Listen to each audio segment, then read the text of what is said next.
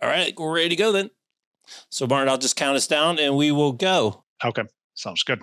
In 3, 2, 1.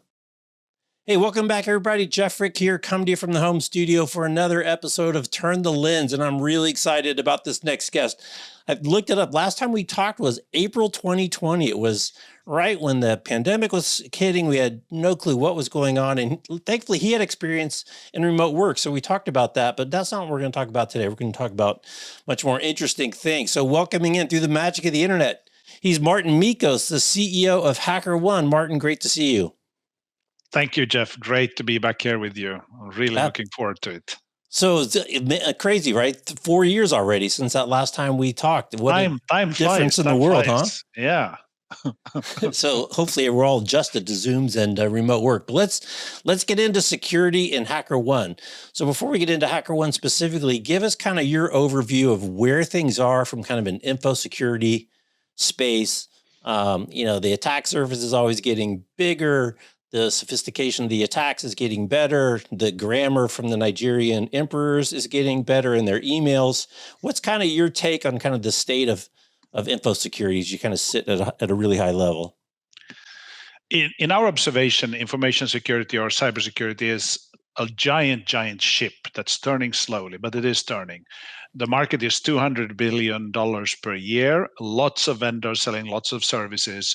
And when we discuss the business, we must always highlight the challenges, the problems, the threats, the calamities that can happen. So it looks like it's a terrible space and everything is getting worse.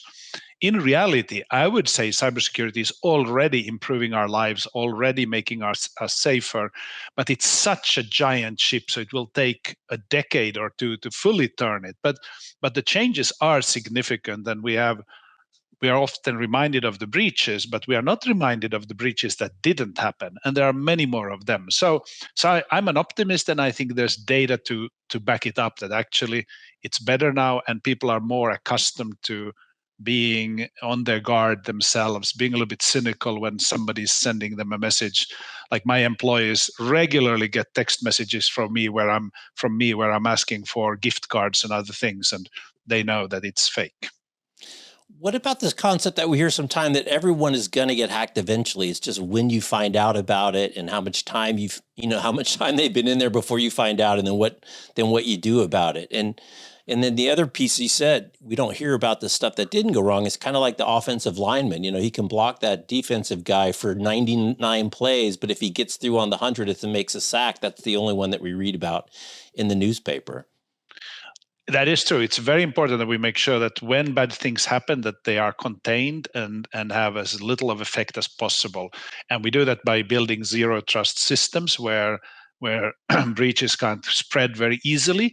And we also do it by reacting very fast, because the sooner you react, the better you can stop it. It's a little bit like a pandemic. When it starts going, you have to declare an emergency situation immediately. Like San Francisco declared a COVID emergency even before they had their first case. And it's similar with cybersecurity, that you have to take the strongest action very, very quickly. And then there's much less of downside, less of problems further down the chain. So tell us a little bit about HackerOne and give us kind of the one-to-one. I think you've been there for about 8 years now. It's a very different asset in a company's portfolio to combat cybercrime. So give us kind of the one-on-one. What is HackerOne all about? What's kind of your go-to-market? Give us the basics for people who aren't familiar with the company. Happy to do so. I'll now start from sort of a layperson's perspective, so that anybody can see where we are. First of all, cybersecurity incidents happen basically of two reasons: gullible people and vulnerable software. We don't deal with the people side, we deal with the software side. So we help our customers make their software resistant to all kinds of attacks. And we do that by finding the holes. So we come to you and hack into your systems until we break in, and then we show you, Jeff, how we did it, and you can fix the hole. So this is called ethical hacking. We do it with the help of a freelance community of security experts. We have over 2 million of them signed up on our platform. You don't need that many for your program, but we need that army of ethical hacking to be able to always have the right skill at the right volume for anybody who needs us. We do this for the US Department of Defense. We do it for the big tech companies, for Goldman Sachs, Capital One, Zoom, Salesforce. All of these know that no matter how well they build their software, they need the external, unbiased scrutiny of it. So even if you have the smartest people in your company, they have bias, ownership bias of what they've built and deployed. An external person will be able to see the vulnerabilities more easily. And that is what we deliver to thousands of companies around the world. We have found about 500,000 of security vulnerabilities in our history. And there are more to be found, no doubt, but pretty good results so far. So is this similar to we hear about penetration testing, which is oftentimes somebody might use as a requirement to work with a company as kind of an external test as to the security of the system? Is it really just trying to penetrate? Are you going in during the development phase of the codes to find stuff before production? Where within the code's lifetime would a company employ HackerOne ethical hackers? It's a very good question. We do pen tests. So if you are used to doing pen tests, you can do it with us. The main distinction is we do it with the external freelance community that we have that's much more powerful, much more skilled, much more up to date with their skills because they learn every day. We do pen tests, we do vulnerability disclosure programs, bug bounty programs, source code reviews. So we have an offering, a set of offerings that spans the entire software development lifecycle, and we can come in for a short term or for a long term or for a continuous program. So many, many more options than with a pen test. But one of the offerings we do is very much a pen test, like you've been buying them for decades already. Right. So I used to go to RSA a lot, and I used to always feel really sorry for the CISOs when I was walking around the halls because there's literally hundreds and hundreds and hundreds of vendors, and a ton of them are new. And I always think, how as a CISO do you allocate your security budget? You guys, again, are an interesting niche in this portfolio of all these applications and hardware devices. How do you help CISOs think about budgets, because they can't obviously lock everything down, and how then they can incorporate your services to either extend the budget or, cover an area that nothing else covers very effectively? Because, oh my goodness, RSA is a whole lot of vendors. It is thousands of vendors, not hundreds. And that's the challenge of cybersecurity, that it has so many dimensions and nuances that you need a lot of vendors, but nobody can keep track of all of them. What we do is very, very unique in this whole space. First of all, we are a preventative service, which is the best you can get. Like, get the service before anything bad has happened. You save money, you save time, you save stress. You can sleep much better at night because you know you took the right action.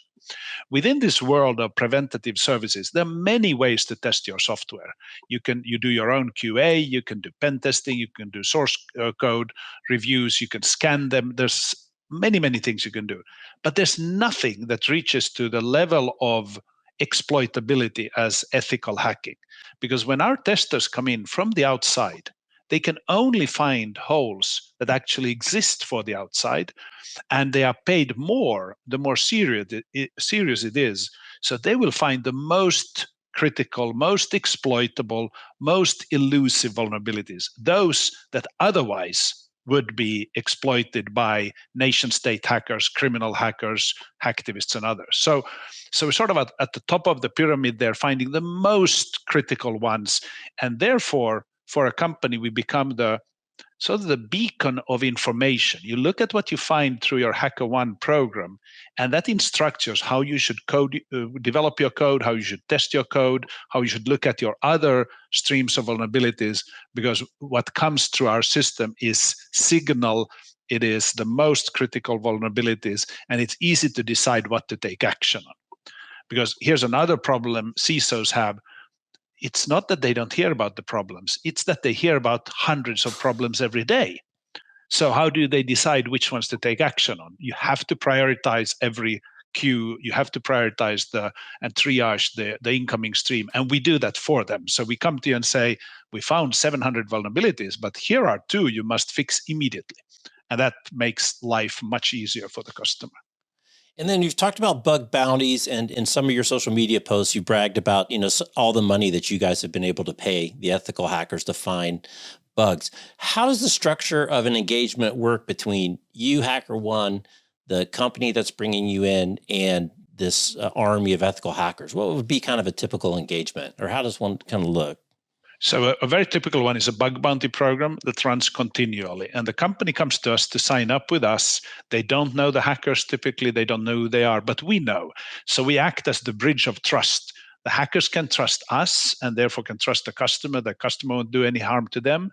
And vice versa, the customer, by trusting us, can trust the hackers that nothing bad will happen. And then we open up a program. Like we have a bug bounty program for Uber, and we have one for Zoom and Salesforce. And we tell the hackers to come in and look for ways in. And we say, if you find a regular vulnerability, we may pay you $200 for a find. If you find a critical one, we may pay you 20,000, 50,000, even 100,000. So there's a meritocracy and a competition for the most demanding, the most exploitable vulnerabilities. And of course, the hackers are competitive spirits. They will go and look for the most exciting thing. And when they find it, they report it via us to the customer, they get paid. And of course, the customer has saved 100 times more. Like if they pay out 100,000 for a vulnerability that could have led to a breach, which on average costs 4 million, many times much more, of course, it's a no-brainer for the customer that this is one of the best spent money they could ever do.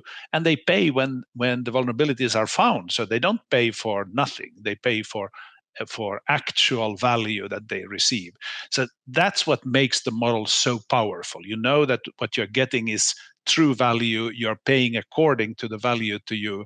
And when our hackers have now received over $300 million in total in hacker rewards, that looks like a large number. You should compare it to the savings that we have caused by avoiding and averting breaches, which is difficult to assess, but it's on the order of hundreds of billions of dollars over our history of 10 years now. And do they just allocate a budget per month towards the bug bounty program? Is there some cap? Is there, who's making the judgment between the $200 bug and the $20,000 bug? I assume there's some tricky nuance in there. As a customer, you decide. You can come to us and say, HackerOne, can you handle all of this for me? I'll give you a fixed amount per year. You handle everything else for me, and we will do so.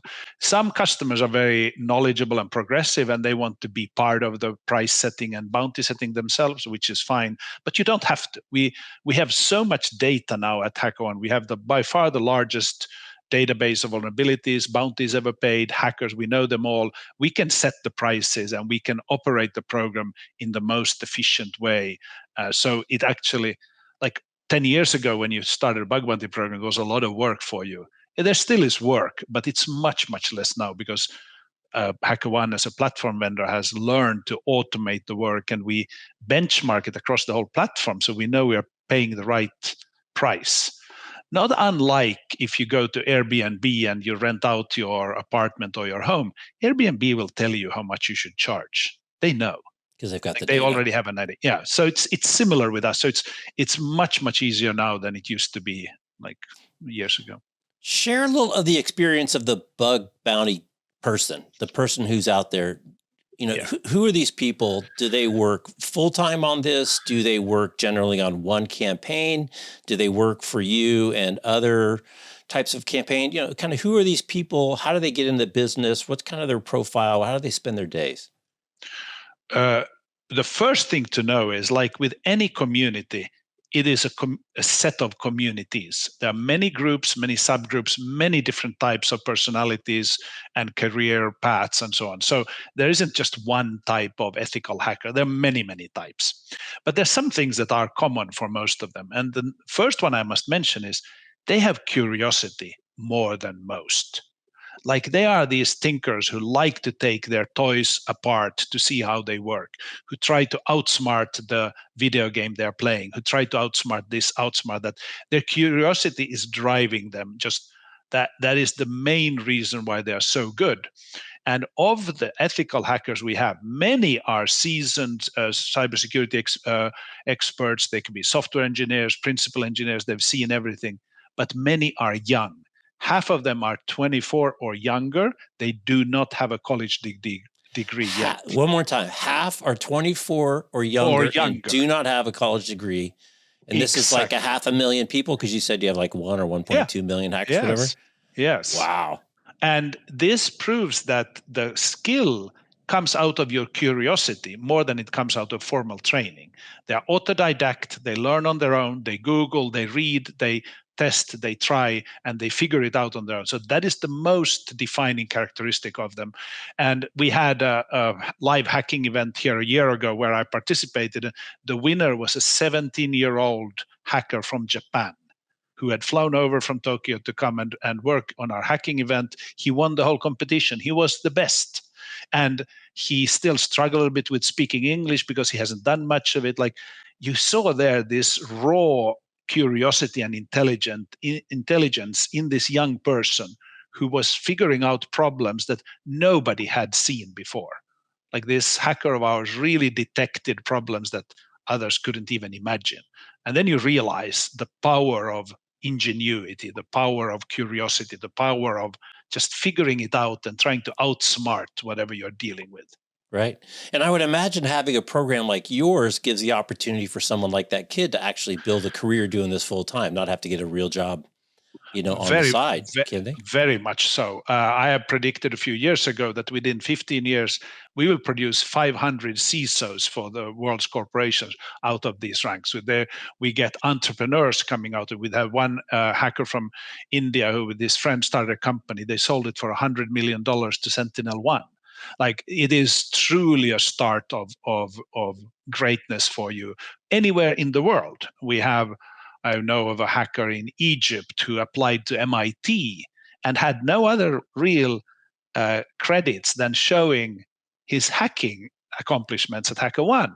So he printed his profile page with all the scores and numbers and everything and sent it to them as proof of his capabilities. So it is a true equalizer on this planet. It brings out the best of people who have a knack for cybersecurity, and then we bring it to the benefit of any company that has software deployed in the world and connected to the internet. Interesting. So you said you were feeling pretty positive about things, and one of the things that you mentioned that's Arsenal is this idea of pooled defense, and that the fact in security, and you've already mentioned a couple times here that you guys document the bugs that you find, you document vulnerabilities, and that there's actually more good guys on the white team than the bad guys that are working in this pooled defense. So it's interesting coming from your open source background that it seems like security is this another great opportunity for people to share information to the benefit of all, like you did in open source, now in security, so that when one person finds the vulnerability, we can all share in the benefit of that. So I want to speak a little bit to pooled defense, what that's all about. A very important point here. And it often starts with the notion, sort of the cynical, sinister notion that the criminal has to succeed only once, but the defenders have to succeed every time in defending. And then it feels miserable, and we think, okay, it's just a matter of time before we get hacked by a criminal. But in those situations of an asymmetric threat where one small group can cause a lot of harm, it is also conversely true that pooled defense will always outrun them. There are always more good guys than bad guys. There are always more defenders than there are attackers. And if you can bring the defenders together, it's superior in speed, power, might compared to the adversaries you are defending against. And that is the mechanism we do here. So it's not enough to have one person who's good at finding vulnerabilities. We need to have all of them, so that for every situation, we just statistically overpower the enemy and the adversary coming at us. And as you said, we have over 2 million people signed up on our platform to hack. Not all of them are good hackers yet, and they're like, it's not the active population, but it shows the interest of the world of coming to help it. And the number of black hats in the world, the number of criminal hackers in the world is order of magnitude hundreds of thousands.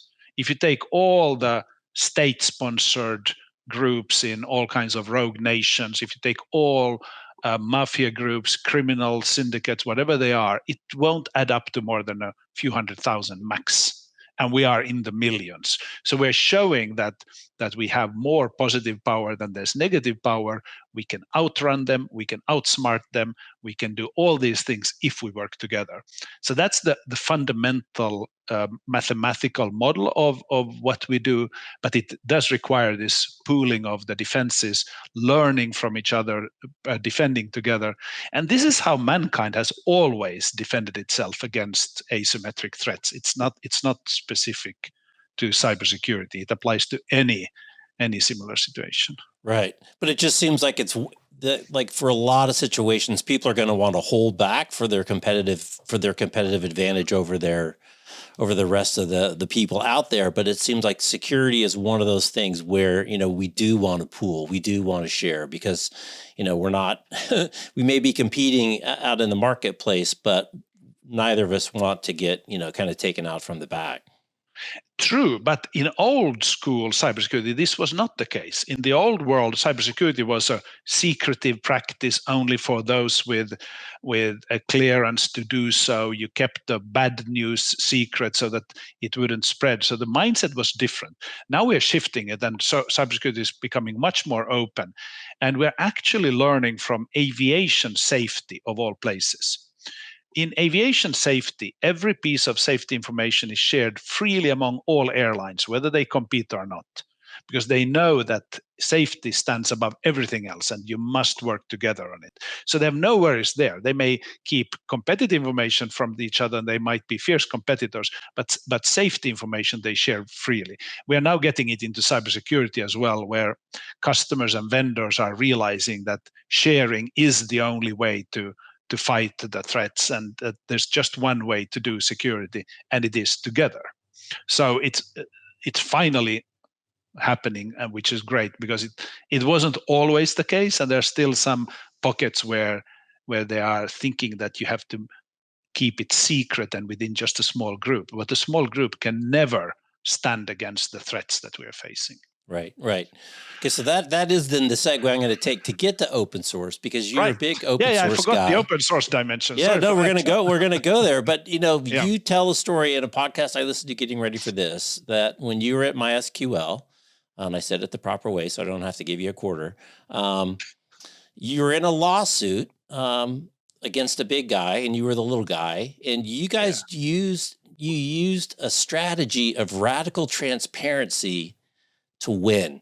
And you did it not only at MySQL, the story you tell, where someone would ask a question and you guys would just answer the question in the documents and then return the answer back in the documents. So, and you answered every query that everybody ever asked in the early days of really supporting the community. So this idea of radical transparency, and then when you talked about it in the lawsuit, when everyone else is trying to be secret and you're just putting it all out there, just here it is, make your own judgment. It's a really different way to think about information. It's a different way to think about competition. It's a different way to think about the world. But I think in the world where information is infinite and at our fingertips, it's really the application of the information, and it's about sharing. It's not about being secret anymore. The power is in the sharing.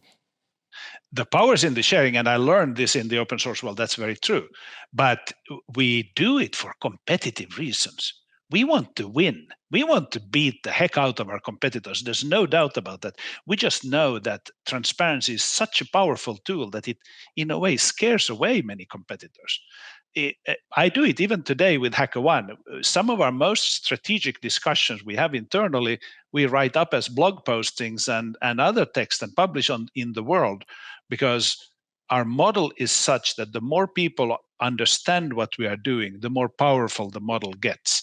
And you must have a certain conviction to do it. But it's important to know we're not doing it out for charitable reasons. We are not doing it for the love of this planet, although we do love this planet. We are doing it to provide better cybersecurity and to advance HackerOne as the leading vendor in this space. But it is amazing what you can do with transparency, because there's so few who are ready to go there. So if you go there, you get all the spoils, you get all the benefits from it. Right. The other great story from that chapter that you shared was was making MySQL bigger than it was by talking about bigger issues than the ones that you guys solved directly. And I think the one that you said that you got famous for was you were the only person in open source that knew how to make money in open source. So if that's what people are interested in hearing about, that's what I'm going to talk about. And really blowing up kind of the presence of MySQL between, having a position on open source, which is kind of new and innovative, as well as this radical transparency to make MySQL and really change the dynamic of that evolution really in computing around the databases. I agree. This one I learned from others who have built categories in industries and who know that when you are a CEO or a leader of a business, you tend to look at your own interest and your own business. But what you should do is ask, what does your audience think about every day? What is their big problem? And their big problem is probably larger than what you represent. So if you can go into their world and address the topics they are thinking about anyhow, you get an audience in a way you wouldn't do if you're just sticking to your own value prop and product and you say, let me tell you about my technology, let me tell you about my technology. Nobody wants to hear about technology. They go to Wikipedia to read about the technology. But they do want to discuss the essential questions. Like today, an essential question is, how do we govern artificial intelligence? Like, should governments take action? Should they not take action? Should it be liberal or open or governed or closed or what? And it turns out now that what I learned the hard way over 20 years in open source software, these principles are usable in the AI context.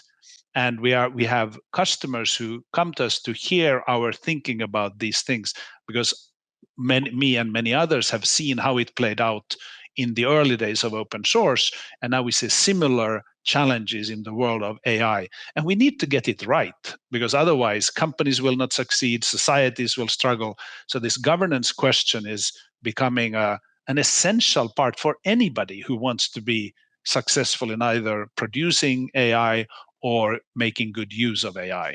So that's an example, and I would recommend it to anybody. And I think like leaders do that. They know how to speak about topics that the audience is interested in, and not topics they are themselves interested in, or they are.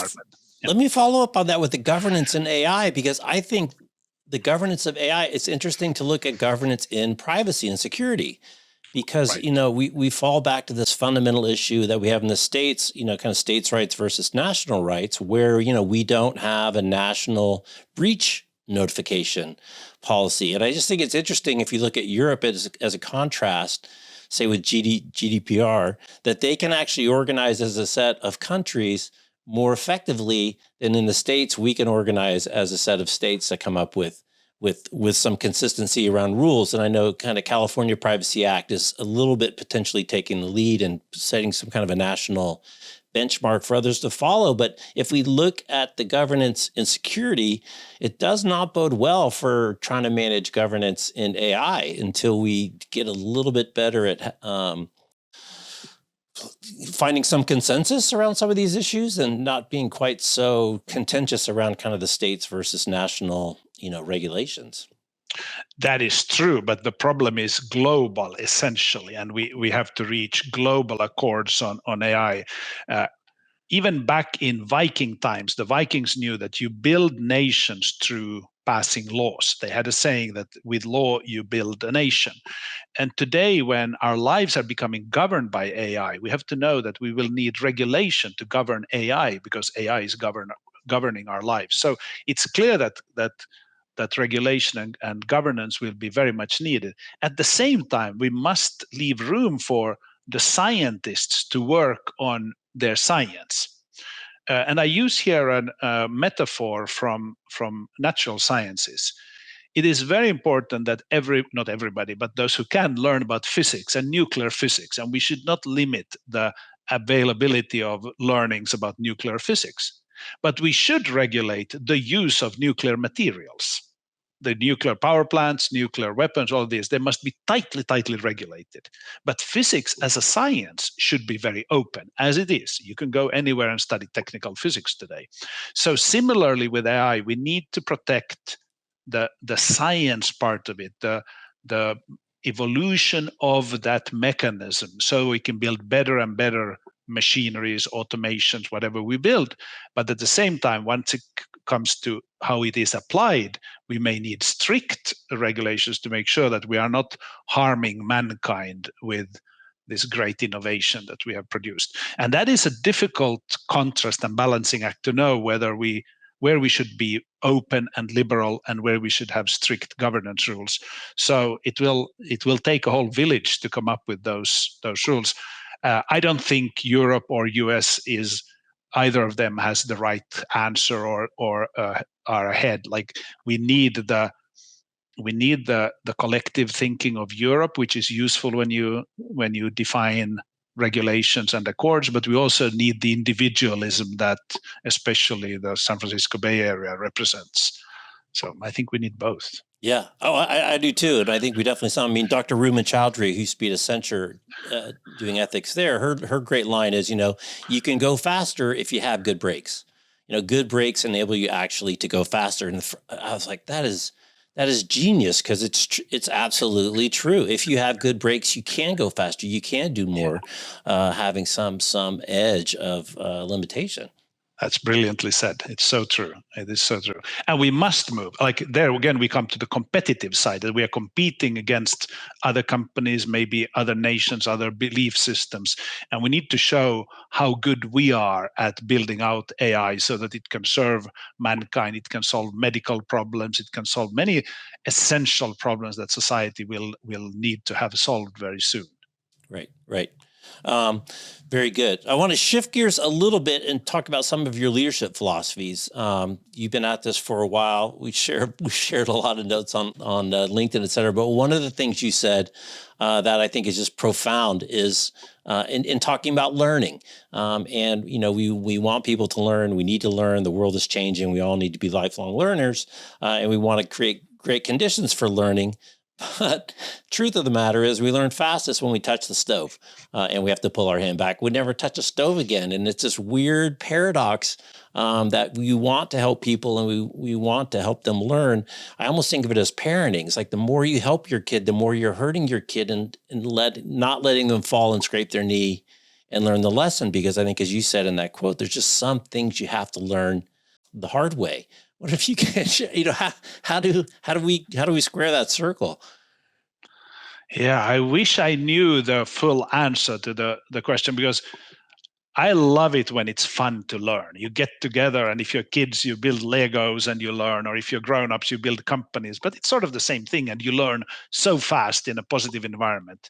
And then you hit a major setback, and it burns you so badly, and you realize in that moment you learn 10 times more than you had learned from the positive interactions. And I don't know what universe intends with this mechanism, other than we probably need both. Like we probably should have this positive learning in everything we do, but then we should build our resilience so well that when the negative learning, the painful learning happens, that we really recover from it and take the learning and not the suffering.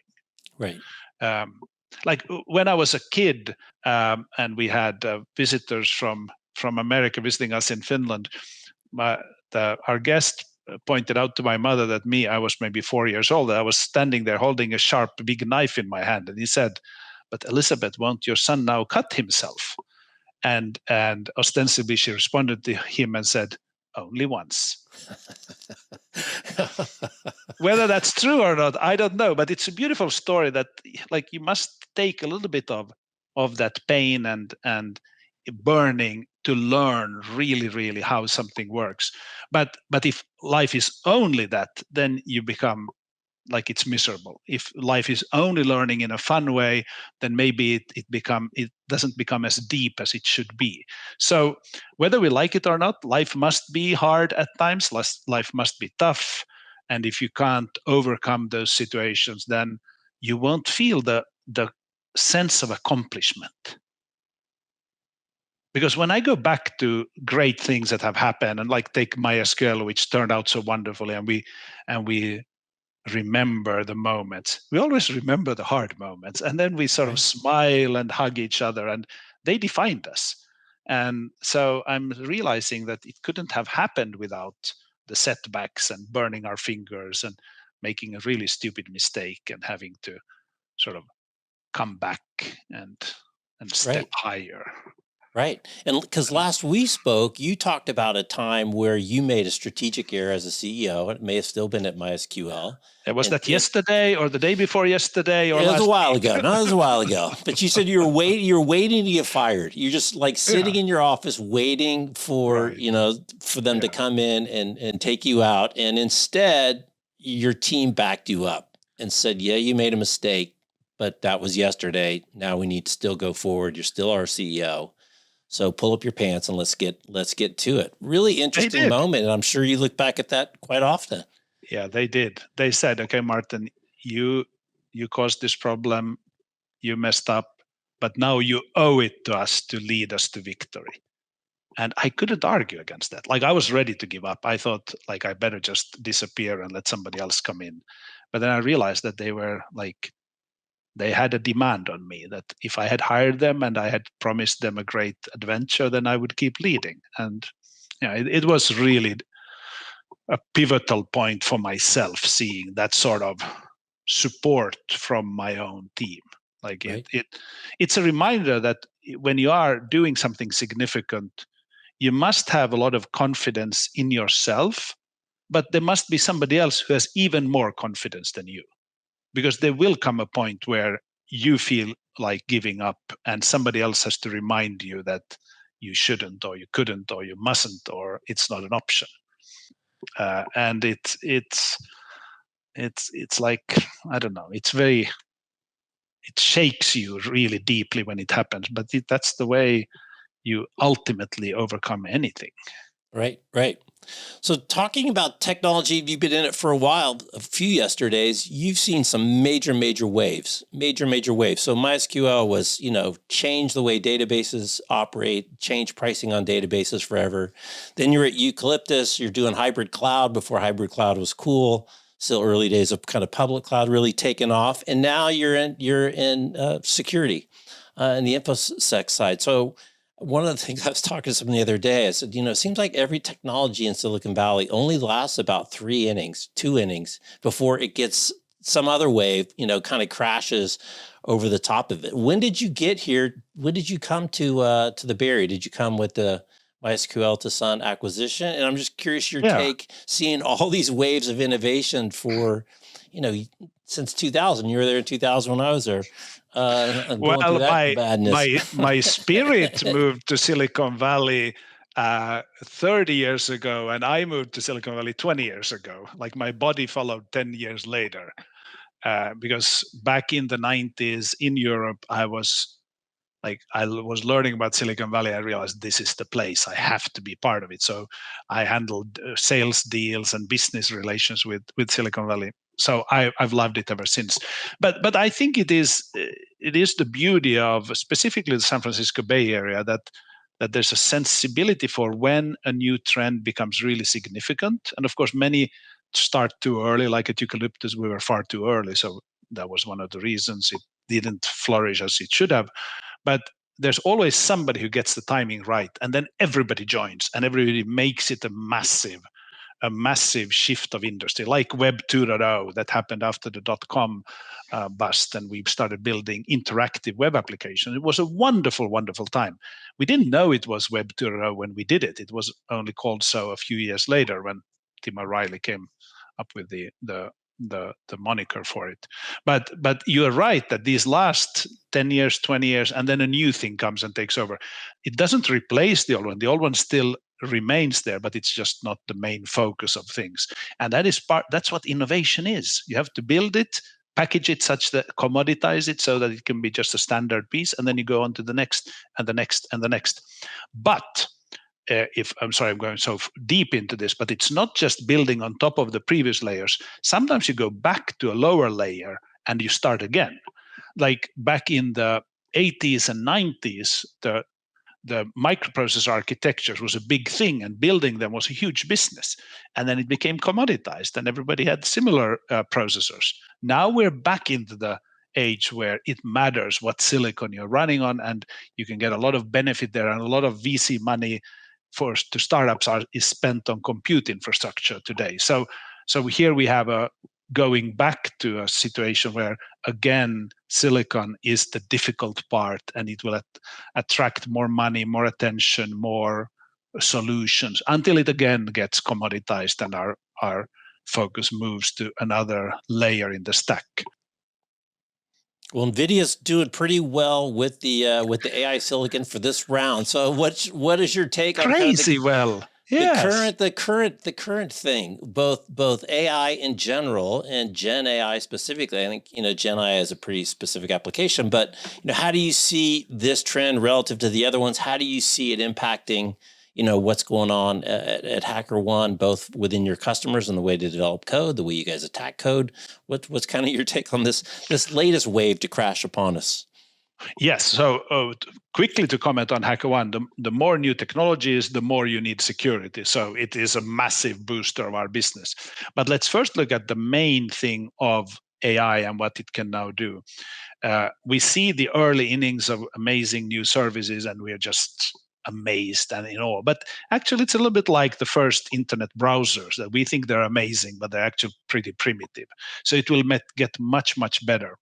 What I think is happening fundamentally is that, like, we tend to think that an LLM is good at knowing things and having intelligence and doing things in the tech world.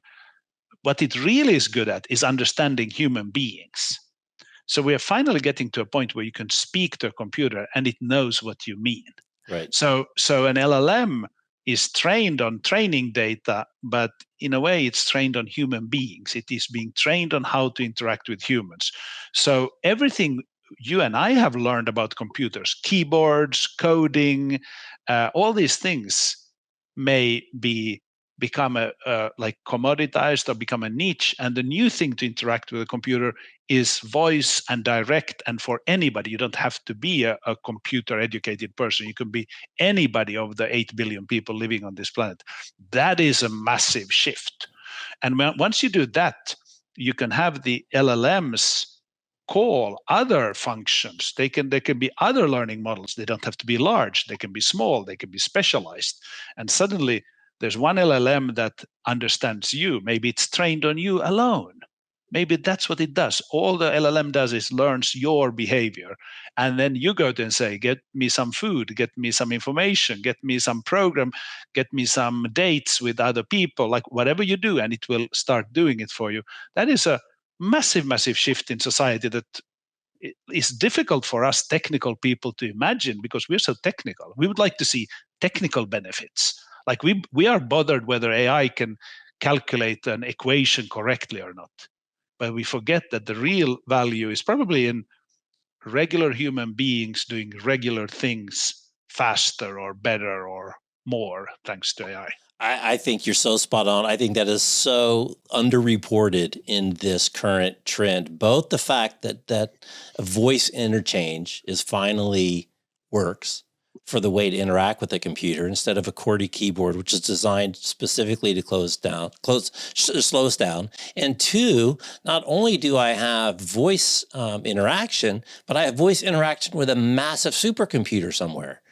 So I saw something today where someone said, why should you learn how to code? The whole idea is that you won't have to code. You'll just, please do this for me. And I think it's really interesting when you look at autonomy in vehicles and drones and all these things, where it's such a democratization, say with an autonomous drone, where you don't have to fly the drone anymore.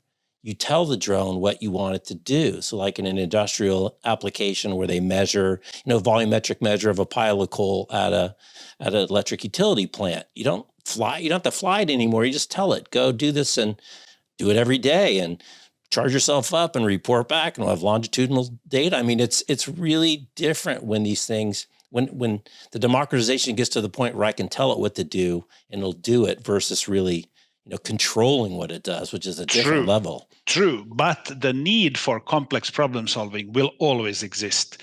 So when people say you don't have to learn coding anymore, that's not really true. No, a lot of people will need to do coding. A lot of people will need to do problem solving that is akin to coding.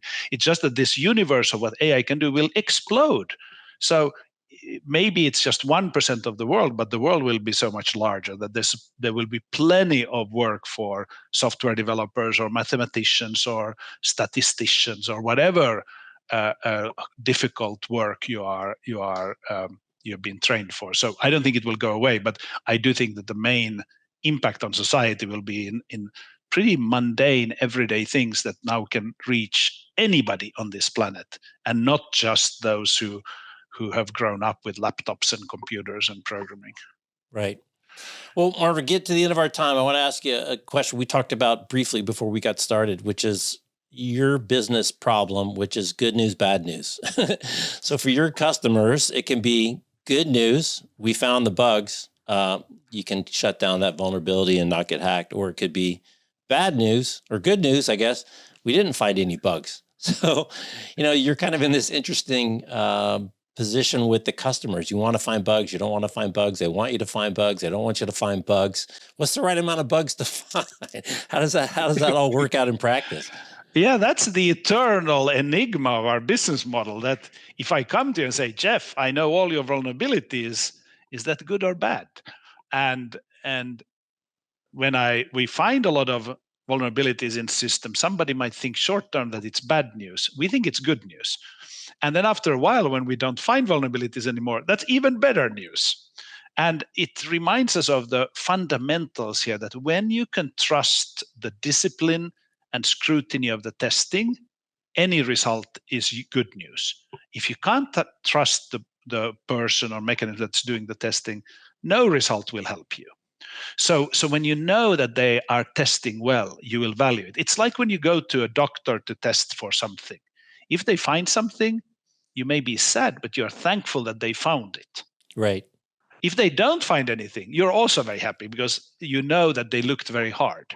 So similarly in our business, we have to go in with this like Zen-like calmness as to whether we find or we don't find, because we know that given we have the best people to test that can be found on this planet, it's good either way. It's good if we find, it's good if we don't find. And the best customers will enjoy both sides and know that is the essence of staying in shape, keeping the software in shape. Sometimes you find something, you fix it. Many times you don't find anything and you can be happy. But you can't be happy if you don't test so hard that you also find some.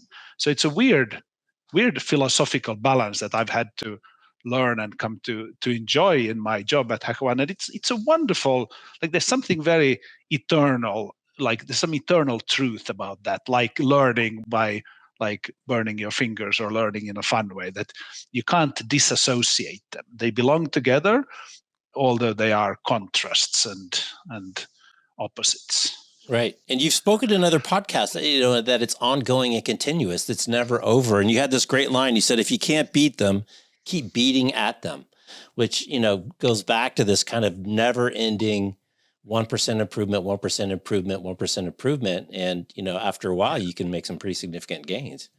Yeah, the only goal you can set in cybersecurity if you're an end user or a customer is to be better than yesterday. That's the only thing you can wish for. You can't be fully secure. You can't eradicate all problems. You can't buy all the products you need. You can't buy all the services you need. It's not possible. But you can every day get a little bit better. And when you do that, you will have less problems than everybody else and you'll come out a winner. But that's how you do it. Yeah. Well, Martin, your enthusiasm in this role is palatable through your post and et cetera. So it really looks like you found a great place and you're having a ton of fun in this cool kind of marketplace of people doing great work. So it looks like it's working out really well. I love hacking people. I love hacking you. All right. It's a wonderful business. So thank you, Jeff. This was a really cool conversation. Great questions. I enjoyed them very much. Thank you, Martin. I always appreciate it, and we'll see you online. Thank you. We will. All right. He's Martin. I'm Jeff. You're watching Turn the Lens with Jeff Frick. Thanks for watching. Thanks for listening on the podcast. We'll see you next time. Take care. Awesome. That was great. Thank you. Yeah, that was fun. Well, thank you, sir.